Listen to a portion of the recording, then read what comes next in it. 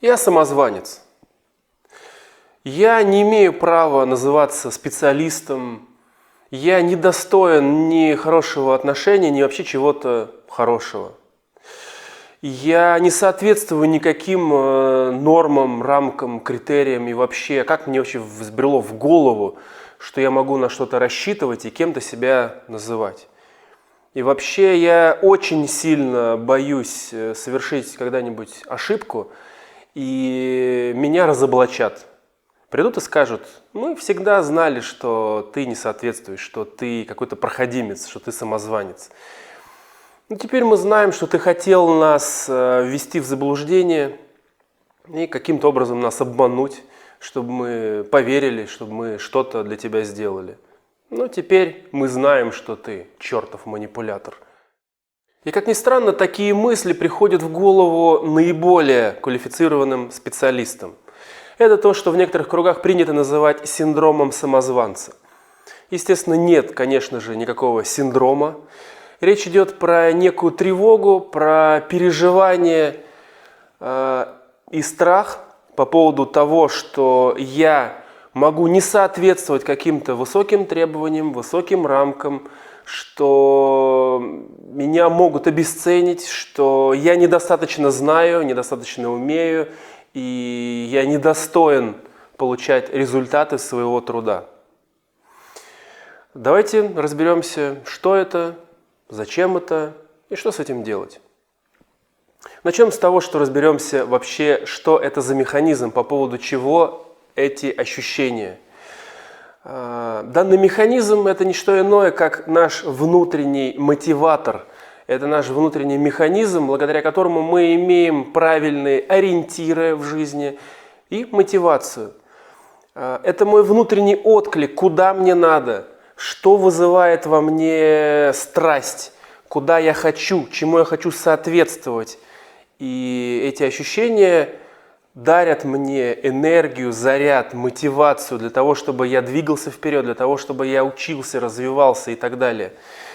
То есть, например, я работаю в любой сфере, психолог, косметолог, кто угодно, хоть дальнобойщик или золотарь. Если я вижу других специалистов, которые демонстрируют, например, более высокую квалификацию или знания в каких-то других смежных областях, меня это цепляет, потому что для меня это важно. Это во мне разжигает огонь, такой огонь мотивации, огонь страсти. Теперь я понимаю, что мне есть куда стремиться, что у меня следующий шаг есть, что я теперь знаю, зачем и почему я должен еще больше работать, двигаться еще дальше для того, чтобы у меня были большие результаты. То есть это наш внутренний механизм самооценки, самоконтроля, ориентиров и самомотивации, может быть даже самоорганизации, благодаря которому у нас всегда есть ответ на самый главный в жизни вопрос. На вопрос «Зачем?».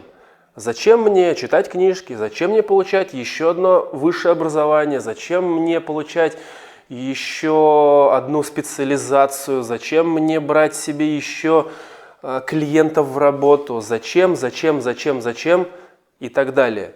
Я прекрасно знаю зачем. Для того, чтобы расти, потому что есть другие люди, которые демонстрируют еще большие навыки, еще больше квалификацию, у них еще больше результатов, и это во мне откликается, потому что мне это важно, мне это нужно. Это мой внутренний компас, который показывает, куда мне. Но у этого механизма есть обратная сторона. Этот стыд, эта тревога, эти переживания могут стать для нас в определенных ситуациях непереносимыми и работать в обратную сторону. Мне настолько страшно совершить ошибку, что это переживание приводит не к тому, чтобы я готовился, а к саботажу. Если мне предстоит какое-то важное мероприятие, где я перед глазами множества специалистов должен произнести какую-то речь, что-то, сделать какой-то доклад, какую-то работу сдать и так далее, и я понимаю, что если вдруг я совершу ошибку, я умру, я просто сдохну. Я не могу себе это представить, позволить. Для меня эти фантазии даже непереносимые. Я вообще перестану этим заниматься, я буду саботировать, меня все будет отвлекать.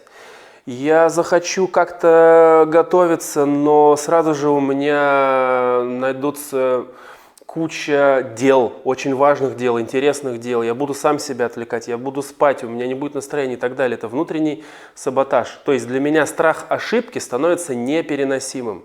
Первый момент. Второй момент. Для меня видимость и сам факт того, что другие люди будут меня видеть и оценивать, тоже может быть непереносим.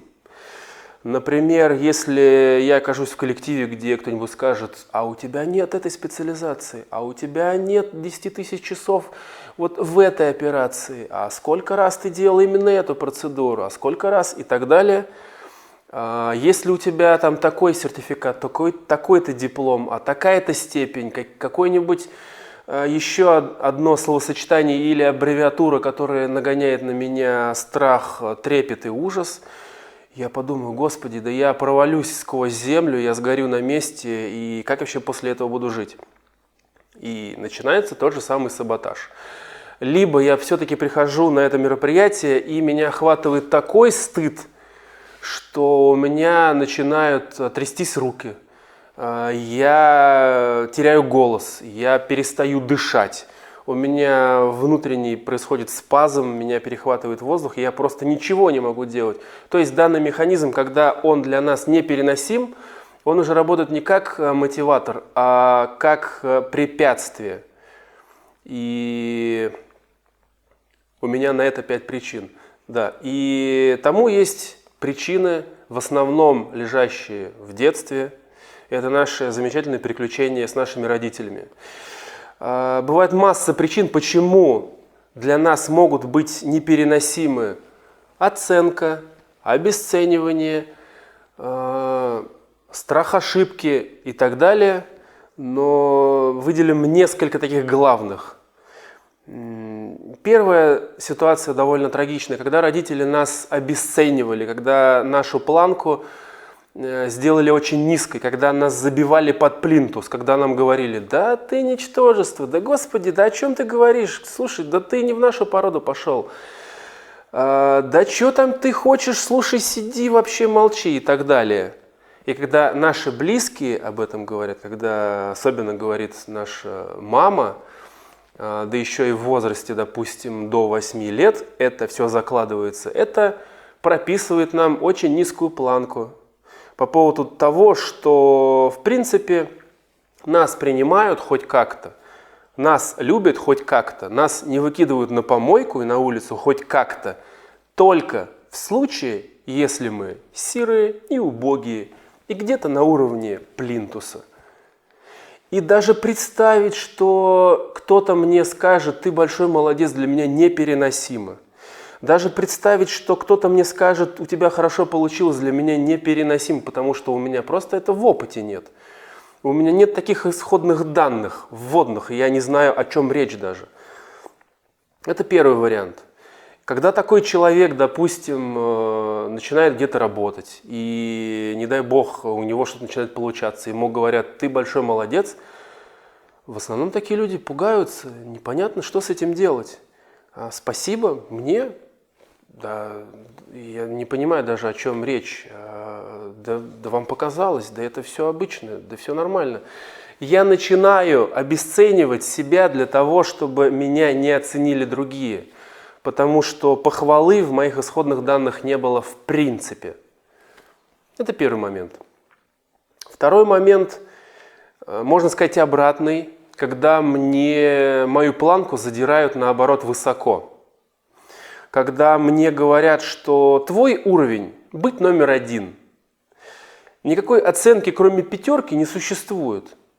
Если ты чем-то занимаешься, ты должен быть лучшим. Иначе ты просто опозоришь семью, ты опозоришь меня, ты предашь меня, маму, братьев, сестер и так далее. То есть отрицательная обратная связь, если я вдруг где-то ошибся, есть, и она катастрофическая, ты принес 4, ты умрешь бомжом под забором. ты будешь до конца жизни матрас сохранять где-то. Твое место вообще в подворотне и так далее. Если ты 4 принес. Ты совершил ошибку, у тебя, наверное, не наша фамилия. Эй, там, муж, мы, наверное, не того ребенка из роддома взяли и так далее. То есть отрицательная обратная связь за неудачу есть, и она катастрофическая, а положительной обратной связи за что-то хорошее нет. Быть лучшим – это норма. Соответственно, мы получаем завышенную планку. Даже участвовать в каком-то соревновании, понимая, что я могу занять 2 место, для меня теперь такой стресс.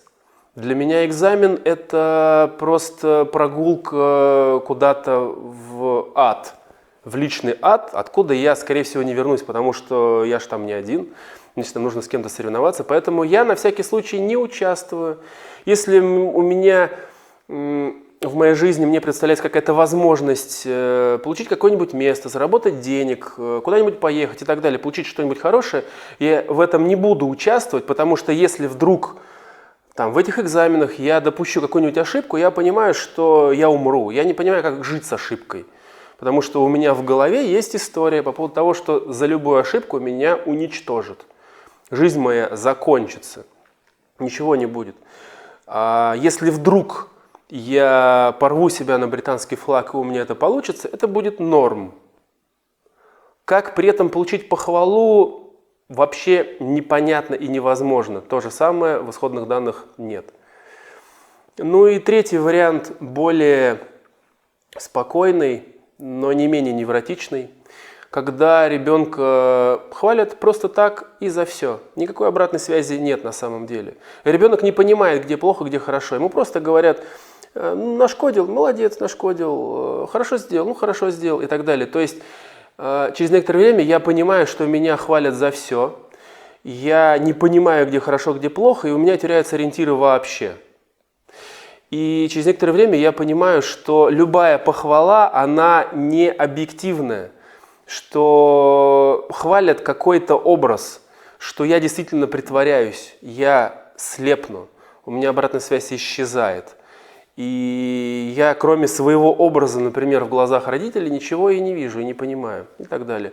Либо, например, берем такой нарциссический опыт, когда нас родители любят за что-то и отвергают за что-то другое. За одни наши качества нам говорят, что хорошо, молодец, выиграл соревнование, хорошо, молодец. Но если вдруг ты получил 2, у тебя плохое поведение, тебе сразу же отказывают в близости, тебя отвергают, что мы тут с папой пашем, ночи не спим и так далее, чтобы ты выучился, а ты принес, например, ту же 4, или ты, например, что-то не выучил или не сдал, или что-то плохо, или и так далее, то формируется некий страх, что это тот самый наш любимый токсический стыд, что весь я, какой я есть, я не нужен, и я не принимаюсь.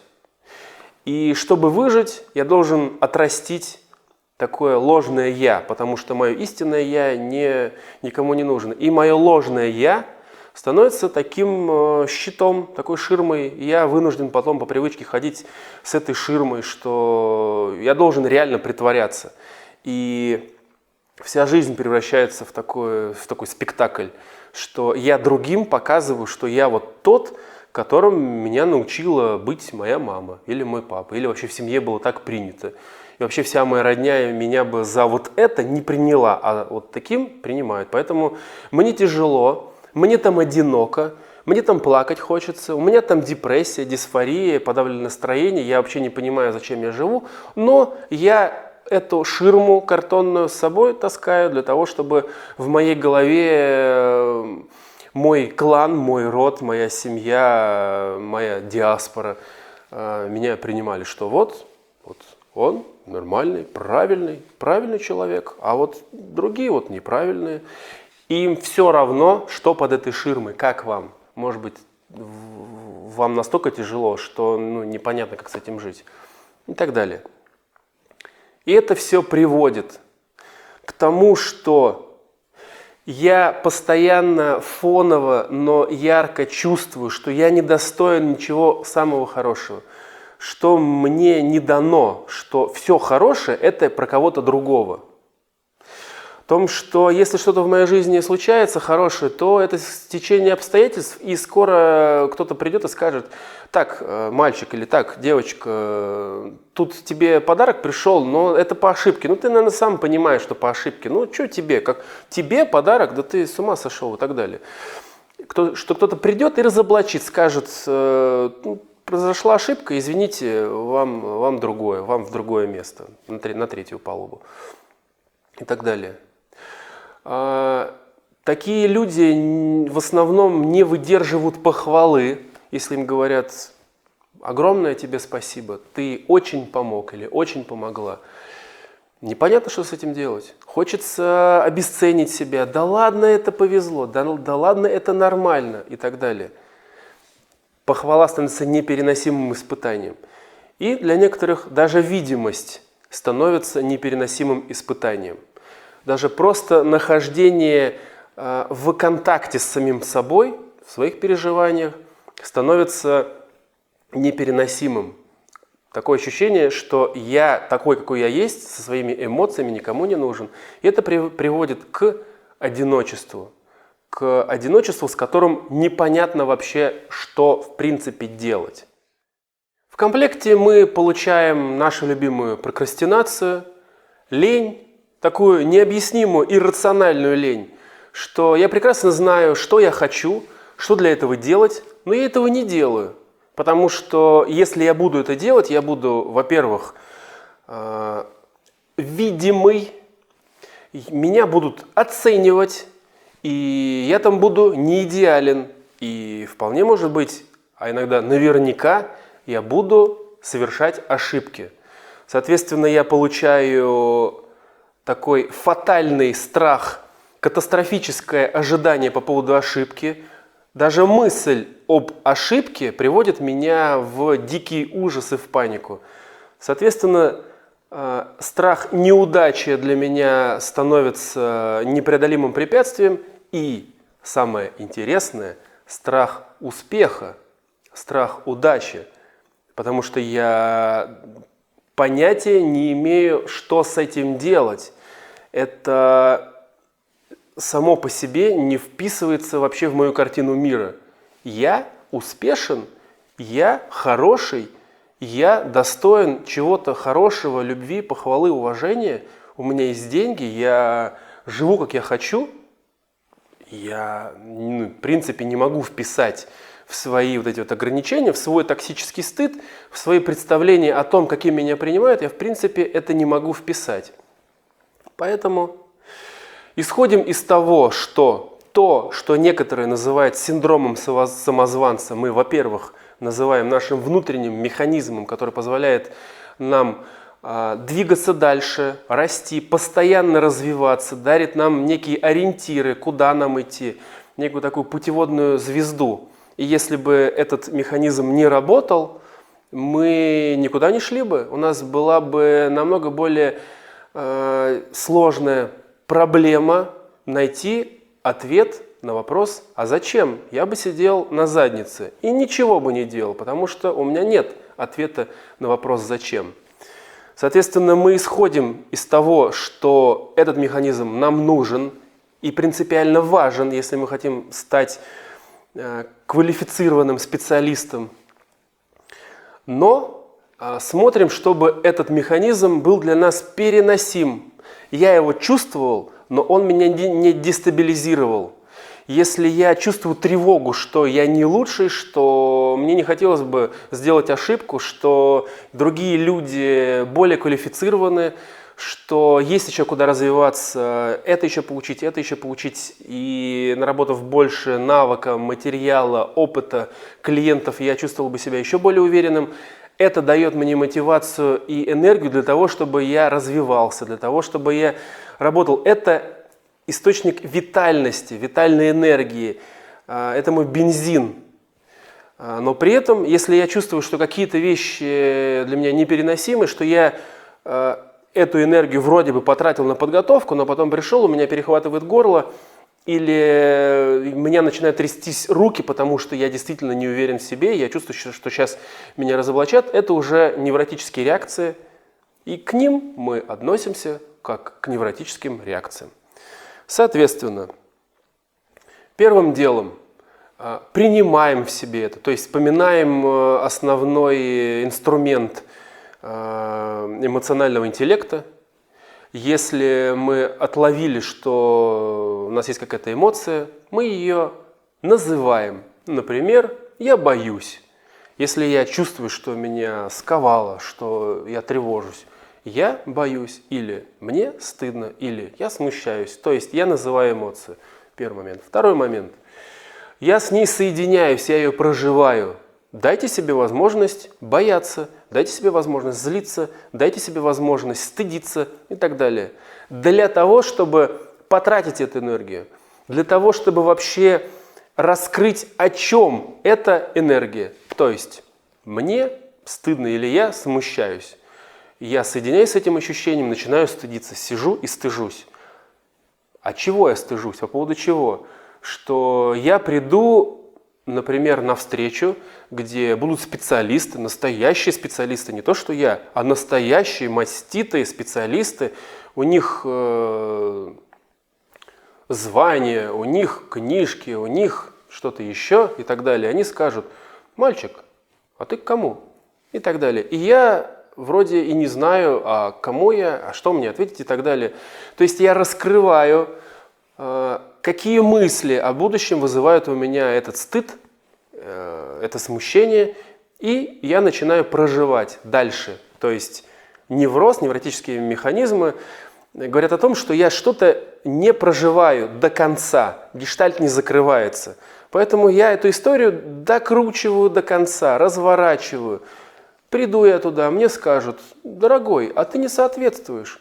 У тебя харизма коротковата, у тебя, значит, профиль узковат и так далее. И я так буду сидеть и, ну, как узковато? Ну, вот такой есть, да. Я лучший, я не лучший, я не идеальный, ну и так далее. И я сижу и проживаю до конца. Я завершаю этот гештальт, я завершаю эту программу, я допроживаю эту эмоцию. Я не вываливаюсь из контакта, я допроживаю для того, чтобы реализовать. И, соответственно, следующий пункт эмоционального интеллекта, я должен это реализовать. Вот я сейчас думаю и волнуюсь, что меня там разоблачат. Что я по этому поводу хотел бы сделать? Подготовиться. То есть эта энергия, эти ощущения ко мне пришли для того, чтобы я готовился. Этот механизм заботится обо мне. Эта тревога дана мне для того, чтобы я готовился. Соответственно, распаковывайте это состояние, от которого вас трясло, и реализуйте в действии. Готовитесь, учитесь, репетируйте и так далее. То есть, если что-то для вас грядущее непереносимо, готовьтесь. Страшно, больно, хорошо, сделайте шаг. Потому что альтернатива этому – остаться на месте и укреплять, отращивать свой невроз. Вам будет сложнее. Сделайте не идеально, сделайте плохо. Better done than perfect, как некоторые наши коллеги говорят. Но вы завершите доведете этот гештальт до конца. Вы эту программу реализуете до конца для того, чтобы получить опыт. А бонусом здесь будет то, что вы на этот опыт теперь сможете опираться. Потому что каждый раз, делая шаг, вы получаете кусочек опыта, который падает к вам в вашу здоровую самооценку. Потому что здоровая самооценка – это самооценка по фактам, не по чьим-то критериям, не по чьим-то нормативам и сертификатам и количеству часов и другим цифрам. А это опора, это уверенность в фактах, что я конкретно сделал и как. То есть я развиваюсь в какой-то области, я работаю, у меня практика, у меня работа, у меня квалификация, столько-то сделанных проектов, столько-то отработанных часов и так далее. И все эти факты я складываю себе, как кирпичики, в свой фундамент, на который впоследствии могу с каждым разом все больше и больше опираться. И через некоторое время у меня такой фундамент, что я выхожу уже на относительное спокойствие. Я уже могу опираться на себя даже в запредельных условиях, когда мне нужно выходить на многотысячную аудиторию. Я могу это уже делать устойчиво, в рабочем режиме. То есть с определенной планки, хорошая новость, с определенной планки любые даже запредельные нагрузки будут для вас переносимыми, потому что у вас достаточно. Вы преодолеете критическую массу, критическую отметку, такую несгораемую сумму мастерства, наработанных часов. Это то, о чем говорят там про 10 тысяч часов или 10 лет. Чем бы вы ни занимались, если вы этим занимаетесь 10 тысяч часов, вы точно разберетесь. Или чем бы вы ни занимались, если вы занимаетесь этим 10 лет, вы точно разберетесь. Вам будет на что опираться и так далее. Плюс для того, чтобы у вас была и здоровая, и гибкая самооценка, вы принимаете тот факт, что вы можете ошибаться. Да, вы не идеальный. То есть вы тренируете свою неидеальность. Прям проживаете, прям смакуете это, как какое-нибудь старое вино. Я не идеален. Факт. Я могу совершать ошибки. Факт. В некоторых ситуациях я могу тупить, быть неэффективным, лажать. Факт. И проживать это. Если какие-то моменты в этом вас цепляют очень сильно, прямо устройте себе такую растяжечку. Проживайте это хоть каждый день, как в фитнесе. 3 подхода по 15 повторений. Если для вас это более тяжело, можете это делать публично. Например, если мы говорим про терапию стыда, терапию смущения, если вас в каких-то ситуациях сковывает сильно, вы по чуть-чуть проявляете себя, будучи видимыми в глазах других. Что-то делаете немного эпатажное. И, то есть вы даете своей психике переносимые нагрузки и остаетесь в этих ощущениях. Вы качаете свою психику, чтобы освободиться от этой невротической реакции. Ну или если мы говорим про какой-то травматичный опыт из детства, который вы отловили, то терапия, гештальт, когнитивно-бихевиоральная терапия вам в помощь. Можно сказать, что это как раз тот профиль, та традиция, которая именно работает с этими невротическими эмоциональными состояниями. Итого, во-первых, легализуем этот синдром самозванца, относимся к нему как к внутреннему механизму самомотивации и источника энергии и механизму саморазвития, который дарит нам успех, процветание, результаты, достижение целей и так далее. Если эмоции от этого механизма запредельные, используем инструмент из эмоционального интеллекта для того, чтобы освобождаться от эмоций, то есть проживаем и реализуем. И в основном это все приводит к тому, что мы должны делать шаг, мы должны готовиться лучше для того, чтобы быть более устойчивыми, для того, чтобы чувствовать себя лучше, даже если существует вероятность, что мы не лучше и будем делать ошибки. Третье. Мы думаем, мы проживаем катастрофические ожидания наши, что самое тяжелое, что самое болезненное может случиться, и проживаем, и что дальше. То есть доигрываем гештальты до конца, доигрываем историю до конца, чтобы она стала для нас проживаемой. Отращиваем себе здоровую, гибкую самооценку, то есть сравниваем себя не с другими людьми, а с собой в прошлом и опираемся на факты, на успехи. И, соответственно, тренируем нашу неидеальность. Я не идеален, факт. Тренируем наш стыд, смущение, видимость в глазах других. Тренируем нашу возможность и право ошибаться.